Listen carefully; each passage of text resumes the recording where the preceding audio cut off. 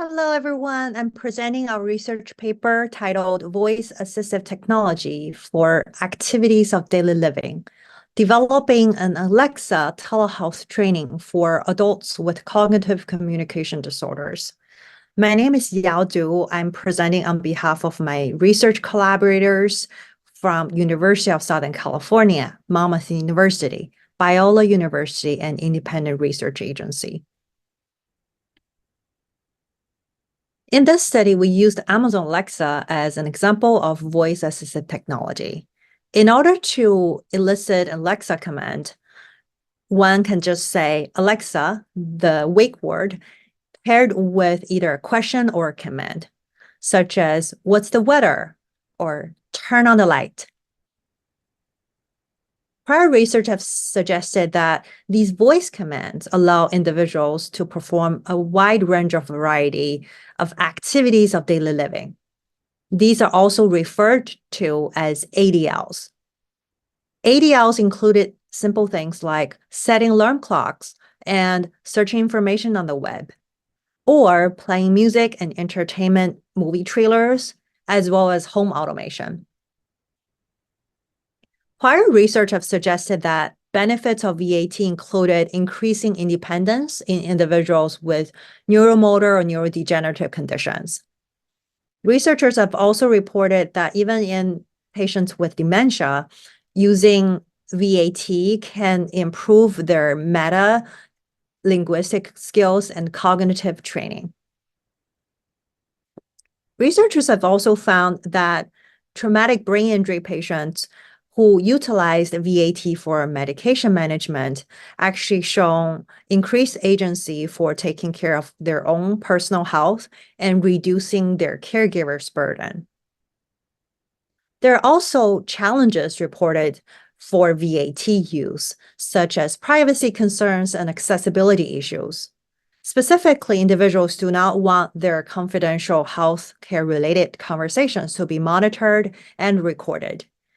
They also experienced frustrations when interacting with VATs who may not seem to be personal and social emotionally supportive. And some individuals with communication disorders like hearing impairments found VAT to be heavily dependent on the voice modality and lacking a written support to aid their communication. In this particular research, we decide to design and implement a voice-assisted technology training, VAT training, for activities of daily living, ADL skills, for adults with cognitive communication disorders, or CCDs, in the home setting. Specifically, we had human-computer interaction researchers and practitioners forming a preparation team to develop the VAT training curriculum. And we paired them with licensed speech-language pathology clinicians, as well as the graduate trainees to deliver the VAT training. This interdisciplinary team worked together to develop specific user scenarios paired with corresponding Alexa commands for different domains of ADLs, which I'll provide you in the next few slides. Before that, I would like to give you rationale of why we work with speech-language pathologists, also known as SLPs. SLPs play a critical role as clinicians who provide assessments and intervention for individuals with cognitive communication disorders, or CCDs. Their intervention services include areas of cognition and language, and they typically provide activities of daily living, or ADL skills training, in settings such as hospital, skilled nursing facility, or homes. Working with these clinicians, we developed a 5-week training module consisting of the following topics. Week 1, scheduling reminders. Week 2, entertainment. Week 3, self-care and medical needs. Week 4, news and facts. Week 5, meal preparation. The corresponding user scenarios and Alexa voice commands are also listed here on this table. For user scenarios, we provided some example PowerPoint slides actually used during these telehealth sessions. Specifically, our clinician included visual aids about the written user scenario as well as their corresponding Alexa commands, along with a recorded video of how this command was sent to Alexa and how the Alexa was responding to the command. In order to carry the study, we recruited 7 participants and offered each one of them an Amazon Echo Show device, as illustrated here. The Echo Show 5 device offered a visual interface so participants can touch and read content from the screen in addition to hearing the voice interaction. For baseline data collection, we actually administered several different cognitive linguistic assessment measures typically used by clinicians in a clinical setting. These included the cognitive linguistic quick test, Western aphasia battery, Ross information processing assessment, and the modified Lawton-Brody instrument skills for activities of daily living. This table provided the participant demographics for all 7 participants. Some of these individuals received 6 sessions for VAT training and some received 8 sessions.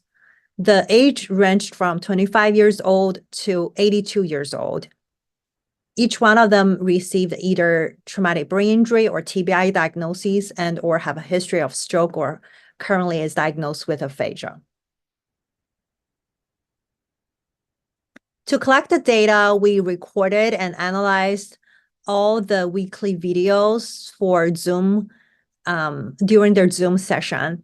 And in order to analyze their performance, we coded all the videos by analyzing the accurate production of voice commands and any cues provided by the clinicians or the caregivers during these interactions.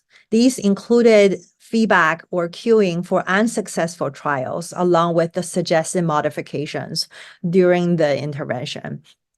All participants had opportunities to execute multiple commands during the session based on our training curriculum.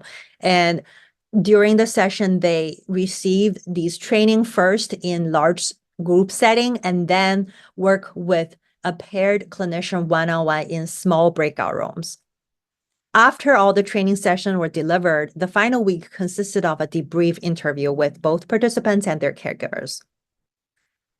To give you an example, this is participant 3 who is making his first Alexa command.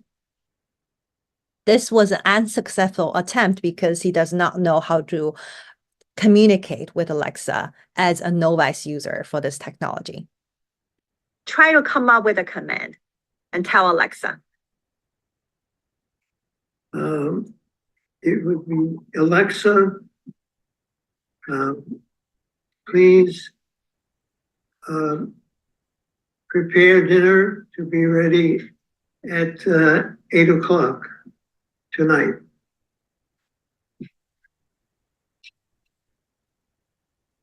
And let me know and let Marie know when the dinner is ready.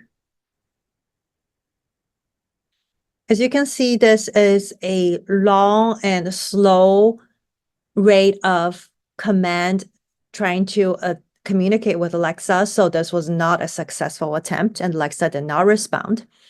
Here is another video delivered at or recorded at week 5, showing how the same participant is making a successful Alexa command with cues from a caregiver. Alexa, show me the ingredients. Here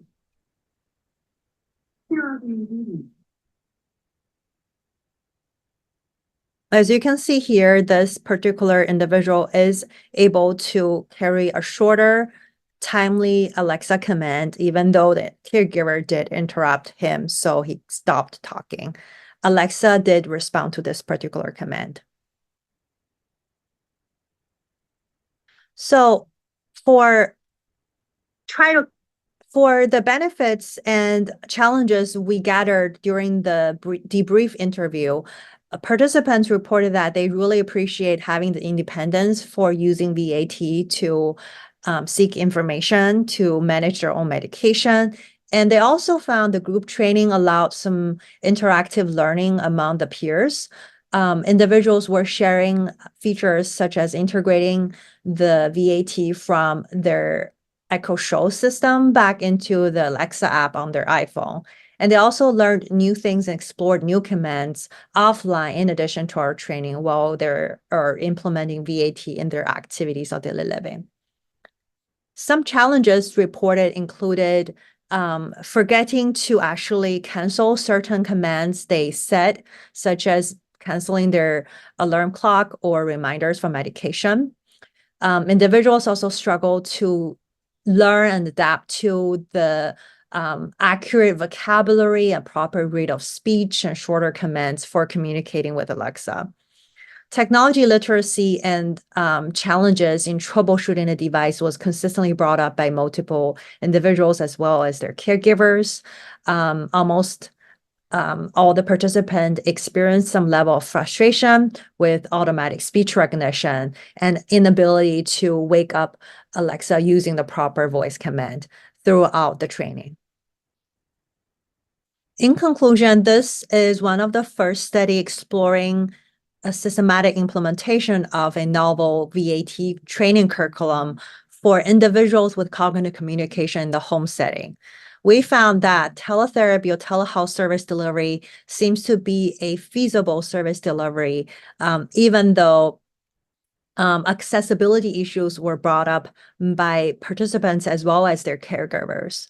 However, in the future work, we plan to continue implement some of these therapeutic intervention techniques, such as incorporating multimodal prompting and visual aids during the training program. So individuals who are receiving these voice-assisted technology in the home setting can truly benefit from the clinician support and the caregiver education piece. There are some study limitations. Our clinicians are also new to the technology. VAT has not been largely implemented in clinical service delivery, so our clinicians and researchers are learning the affordance, the new updates, as well as the variety of voice commands as they are providing the training. They also have to deal with the similar types of technology troubleshooting and audio interruption teleconferencing challenges across the whole training. In the future, we plan to continue improving this curriculum as well as the telehealth experience with a larger group of participants. Thank you so much for listening to our presentation, and feel free to contact us if you have any questions.